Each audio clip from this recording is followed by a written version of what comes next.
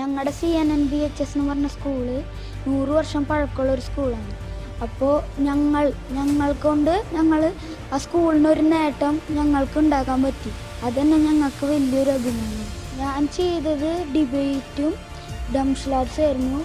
എനിക്ക് ഡിബേറ്റ് എന്താണെന്ന് സത്യം പറഞ്ഞാൽ അറിയണ്ടായിരുന്നില്ല. ഡിബേറ്റും ഡംഷലാർട്സും ഇത് രണ്ടും എനിക്ക് എന്താണെന്ന് അറിയണ്ടായിരുന്നില്ല. പക്ഷേ ഡംഷലാർട്സിൽ പോയപ്പോൾ ഇതൊരു ഗെയിമാണെന്നും ഒക്കെ പറഞ്ഞപ്പോൾ എനിക്ക് ഇൻട്രസ്റ്റ് ആയി. അപ്പോൾ ഇതിൽ മഹാഭാരതവും രാമായണമായിരുന്നു കിട്ടിയിട്ടുണ്ടായിരുന്നത്.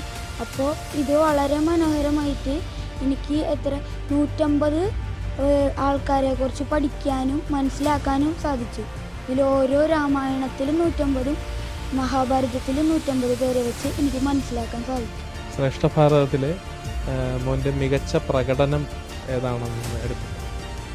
അത് ഡംഷലാർട്സിൽ ഞാൻ 3 സെക്കൻഡ് കൊണ്ട് തന്നെ അതിന് ഉത്തരം പറഞ്ഞിട്ടുണ്ട്.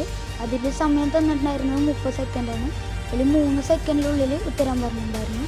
പിന്നെ ചേട്ടന്മാർ ചെയ്തതിൽ അവർ സ്കിറ്റ് വളരെ മനോഹരമായി ചെയ്തിട്ടുണ്ടായിരുന്നു. അതിൽ മെയിൻ ജഡ്ജ് അവർക്ക് 20ൽ 18 മാർക്ക് അവർക്ക് കൊടുത്തിട്ടുണ്ട്. ഈ ശ്രേഷ്ഠ ഭാരതത്തിൽ വരുന്നതിന് മുമ്പേ തന്നെ പുരാണ ഇതിഹാസങ്ങളെക്കുറിച്ചൊക്കെയുള്ള അറിവുകൾ ഉണ്ടായിരുന്നോ? എനിക്ക് സത്യം പറഞ്ഞാൽ മഹാഭാരതം എന്താണെന്ന് അറിയണ്ടായിരുന്നില്ല.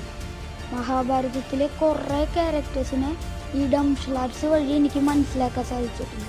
ഡംഷലാർട്സിലൂടെ കുറേ ക്യാരക്ടേഴ്സിൻ്റെ ഇതും അവരുടെ കഥകളും എനിക്ക് മനസ്സിലാക്കാൻ സാധിച്ചു.